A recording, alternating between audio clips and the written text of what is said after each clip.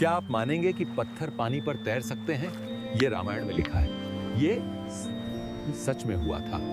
क्या आपने कभी सोचा है कि एक पत्थर जो आमतौर पर पानी में डूब जाता है वह पानी के ऊपर तैर सकता है?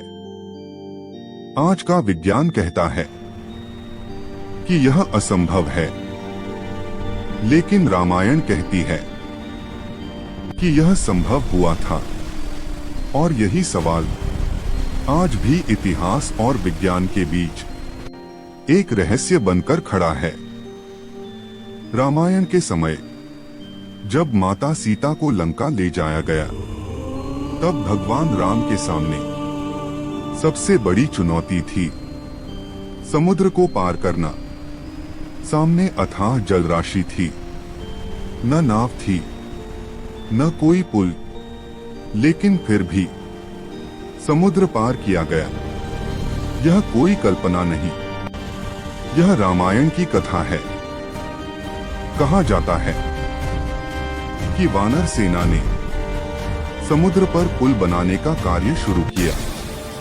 वे जंगलों से पत्थर लाए, उन्हें समुद्र में डाला और आश्चर्यजनक रूप से वे पत्थर डूबे नहीं, वे पानी पर तैरने लगे। यह सुनकर आज का मनुष्य पूछता है, क्या यह सच हो सकता है? रामायण में बताया गया है कि वानर पत्थरों पर राम नाम लिखते थे और जैसे ही वह पत्थर पानी में डाला जाता, वह तैरने लगता। अब सवाल उठता है, क्या एक नाम, एक शब्द प्रकृति के नियम बदल सकता है? या फिर इसके पीछे कोई ऐसा ज्ञान था जो आज खो चुका है? आज के समय में भी भारत और श्रीलंका के बीच समुद्र में एक पत्थरों की श्रृंखला मौजूद है। इसे राम सेतु कहा जाता है। आधुनिक दुनिया इसे एडम्स ब्रिज के नाम से जानती है।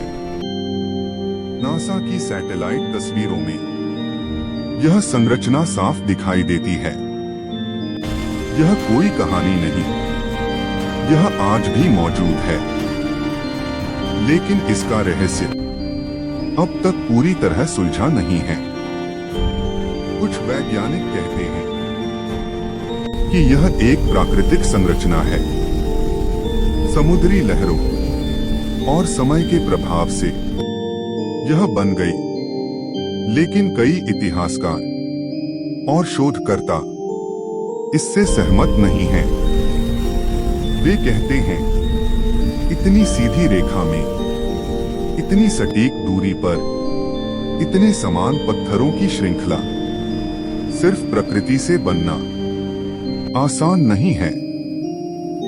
जब इन पत्थरों की जांच की गई, तो पाया गया कि इनमें से कई पत्थर हल्के हैं, अंदर से खोखले हैं और हवा से भरे हुए हैं।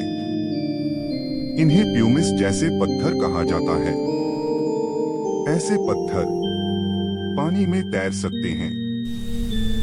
यह विज्ञान समझा सकता है कि पत्थर तैर कैसे सकते हैं, लेकिन यह विज्ञान यह नहीं समझा पाता कि इतनी लंबी श्रृंखला में ये पत्थर एक साथ कैसे पहुंचे और क्यों वे एक पुल के रूप में सजे हुए दिखाई देते हैं।